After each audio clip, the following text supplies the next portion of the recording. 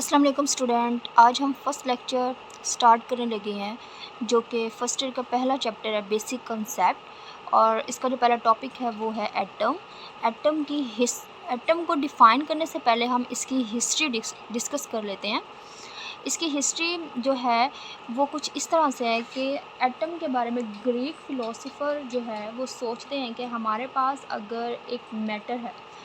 अगर हमारे पास एक मैटर है उसको हम लें, उसको तोड़ते जाएं स्मॉलर एंड स्मॉलर पीसेस में, इतना तोड़े कि हमारे पास एक ऐसा पॉइंट आएगा कि वो मज़ीद ब्रेक डाउन नहीं हो सकेगा। हम उसको मज़ीद डिवाइड नहीं कर सकेंगे, मज़ीद ब्रेक डाउन नहीं कर सकेंगे।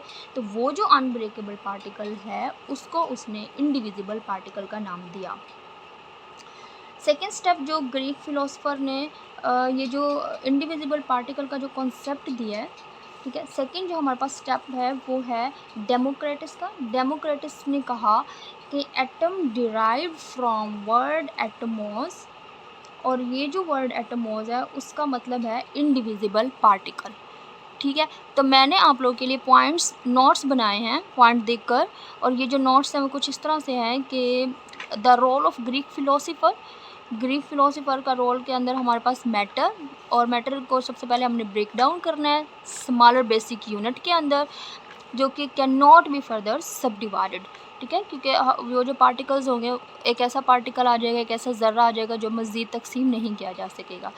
फिर हम ऐसे लिख सकते हैं कि डेमोक्रेटस जो कि 460 टू 370 ईस्वी में उसने एटम्स को कहा कि that basic unit was called atom. उसने इस बेसिक यूनिट को एटम्स का नाम दिया जिनको डिवाइड किया था।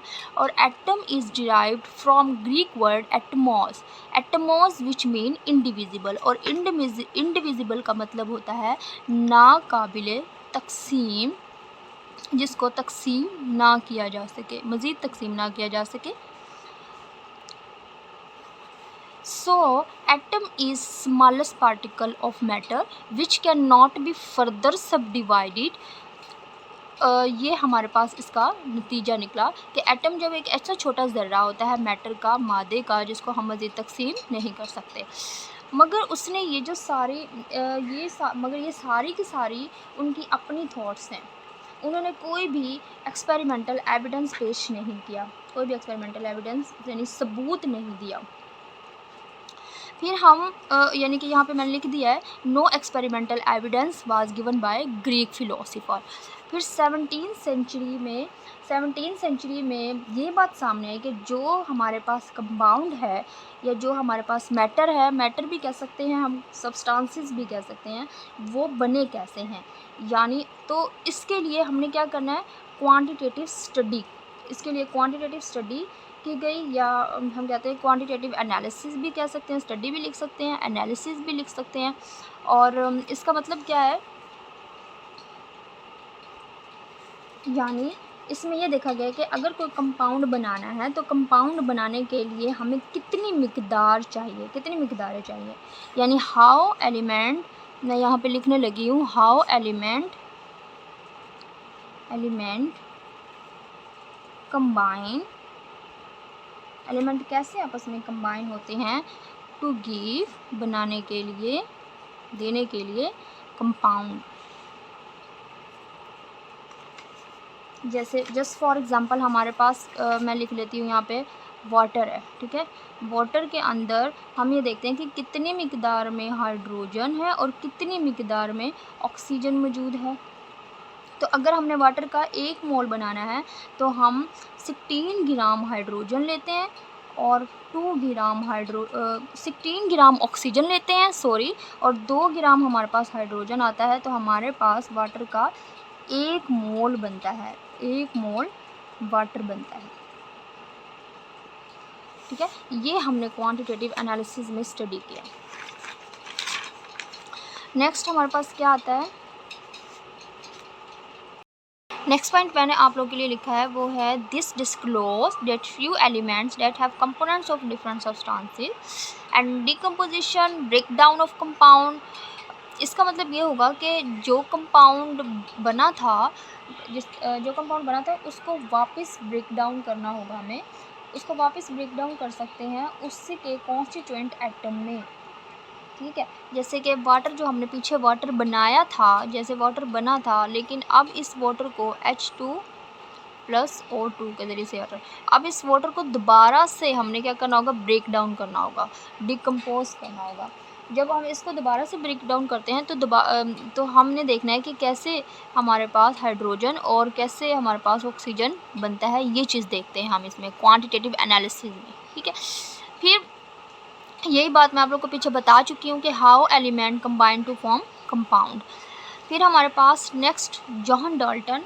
फिर मज़ीद जब नॉलेज एक्सप्लोर हुआ, मज़ीद रिसर्चेज हुई, तो जॉन डाल्टन ने इसके बारे में कहा इन 1808 में। जॉन डाल्टन ने 1808 में, जो कि एक इंग्लिश स्कूल टीचर था, उसने कहा कि हर चीज़ एटम से मिलकर बनी है, हर चीज़ एटम से मिलकर बनी है। जहाँ पर भी एटम मौजूद है, उसने कहा जहाँ पर भी एटम मौजूद है उस एटम पर हम 2 लॉज को अप्लाई कर सकते हैं। उसने 2 लॉज दिए। पहला लॉ है law of conservation of matter, second law हमारे पास आता है law of definite proportion. Law of conservation of matter जो है ना, जब हम फिज़िक्स में पढ़ते हैं law of conservation of energy, यानी एनर्जी जो है ना तो हम एनर्जी को बढ़ा सकते हैं उस लॉ के मुताबिक, और ना ही एनर्जी जो है वो फ़ना की जा सकती है, बल्कि एक फॉर्म से दूसरी फॉर्म में मुंतकिल किया जा सकता है एनर्जी को। इसी तरह यहाँ पे मैटर के बारे में भी हम यही कहेंगे, ठीक है। मैटर के बारे में भी यही अप्लाई होता है कि ना तो मैटर को बना सकते हैं, ना ही हम डिस्ट्रॉय कर सकते हैं, बल्कि एक फॉर्म से दूसरी फॉर्म में चेंज कर सकते हैं, मुंतकिल कर सकते हैं, ठीक है। सेकंड लॉ हमारे पास क्या है, law of definite proportion. Law of definite का मतलब क्या होता है, definite mean fixed and proportion mean, proportion का क्या मतलब होता है, ratio, RA, proportion mean ratio. मतलब क्या है कि जब भी आपने कोई कंपाउंड बनाना है तो वो एक फिक्स्ड रेशो में बनाना है। जैसे हमारे पास मैं आप लोगों को एग्जांपल दे देती हूँ यहाँ पे कि 4 ग्राम हमारे पास क्या है, हाइड्रोजन है। हम इसको कैसे लिखेंगे 4 ग्राम हाइड्रोजन को, 2H2 plus O2 arrow 2H2O।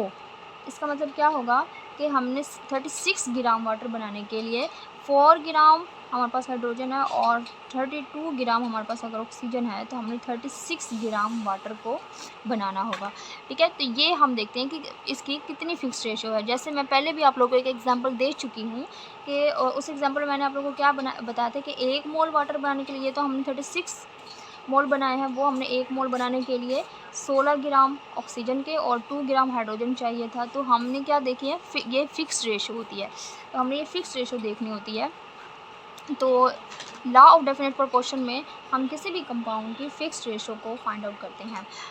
तो वो कह रहा है कि बोथ लॉ, फिर मैंने ये लिखा हुआ है कि बोथ लॉ एक्सप्लेन, दोनों लॉज जो होते हैं वो explain by existence of atom. ये वही बात आ गई है कि एटम की एग्जिस्टेंस पर हम 2 लॉज को अप्लाई कर सकते हैं, ये इस बात को एक्सप्लेन करता है। फिर हमारे पास जॉन डाल्टन ने एटॉमिक थ्योरी पेश की।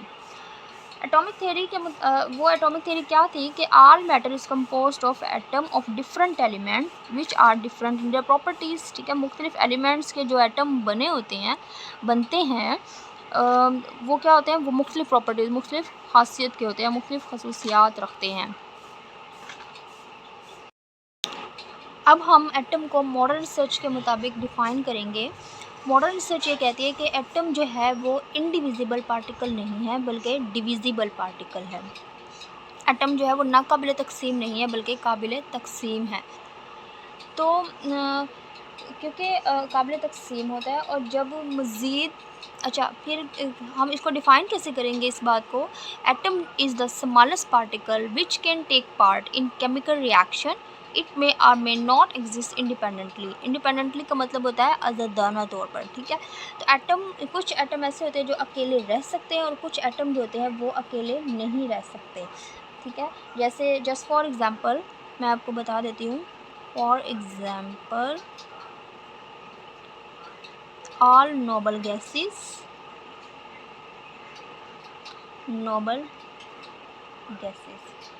all noble gases। अब ये जो नोबल गैसेज होती है ये अकेले रह सकती हैं, ठीक है, इंडिपेंडेंटली एग्जिस्ट करती है। और ये कौन कौन सी होती है? For example helium, neon, argon, krypton, xenon, radium, ये सारी नोबल गैसेज होती है और ये क्या करती है?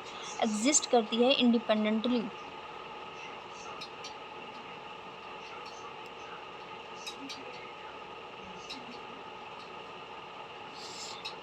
बट कुछ एलिमेंट, कुछ मॉलिक्यूल्स ऐसे होते हैं जैसे हाइड्रोजन हो गया हमारे पास, हाइड्रोजन, क्लोरीन, सोडियम, ब्रोमीन, ये जो एटम्स होते हैं ये हमारे पास कहते हैं नॉट एग्जिस्ट इंडिपेंडेंटली।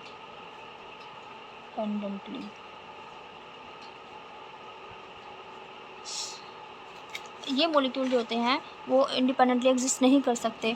अब हाइड्रोजन कैसे, हाइड्रोजन जो है वो इस फॉर्म में कभी भी एग्जिस्ट नहीं करेगा। हाइड्रोजन इस फॉर्म में कभी भी एग्जिस्ट नहीं करता है, H सिंगल फॉर्म में, ठीक है। हाइड्रोजन जो होता है वो H2 की शक्ल में करता है, एग्जिस्ट कर सकता है। नेक्स्ट हम देखते हैं, फिर वो कह रहा है कि जब हम एटम मज़ीद जब रिसर्च हुआ, मज़ीद गौर किया गया तो मालूम होता है कि एटम के अंदर इलेक्ट्रॉन भी मौजूद होता है, प्रोटॉन भी मौजूद होते हैं और 100 से ज़्यादा एटम के अंदर इलेक्ट्रॉन भी मौजूद होता है, प्रोटॉन भी मौजूद होते हैं और न्यूट्रॉन भी मौजूद होते हैं और 100 से ज़्यादा पार्टिकल मौजूद होते हैं। लेकिन हम सिर्फ क्या करते हैं कि हम इलेक्ट्रॉन, प्रोटॉन और न्यूट्रॉन को ही देखते हैं। क्यों? क्योंकि ये एलिमेंट जो होते हैं, सब एटॉमिक पार्टिकल्स जो होते हैं ये फंडामेंटल होते हैं। ये क्या होते हैं? फंडामेंटल। तो मैंने यहाँ पे लिखा हुआ है कि ये कंटेन्स 3 फंडामेंटल सब atomic particles, electron, proton, neutron. अच्छा, फिर ये क्योंकि ये बुनियादी होते हैं, फंडामेंटल बोलते हैं बुनियादी को।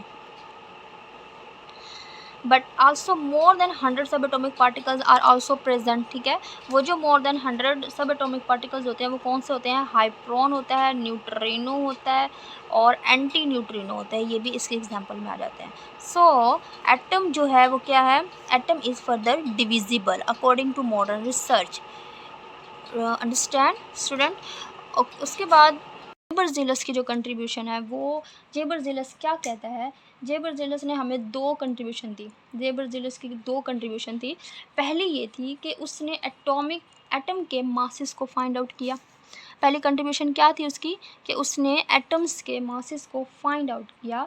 और जब उसने सिर्फ, बल्कि जब उसने फाइंड किया, उसने सिर्फ एटम के मासेस को फाइंड ही नहीं किया बल्कि उसने करेक्ट मासेस को फाइंड किया है। यानी उसने क्या कहा कि एटॉमिक मासेस ऑफ एलिमेंट जो उसने दिए, फाइंड आउट किए और हिज वैल्यूज़, उसने ये कहा कि his values are very close to modern values of atomic masses. यानी ये जो वैल्यूज़ है, उसने जो इन एलिमेंट्स की वैल्यूज़ बताई वो आज, बहुत पहले उसने बताई थी ना, वो आज में मॉडर्न रिसर्च की जो वैल्यूज़ हैं जो निकलती हैं उनसे मिलती है। तो ये बहुत बड़ा उसने कारनामा सर अंजाम दिया।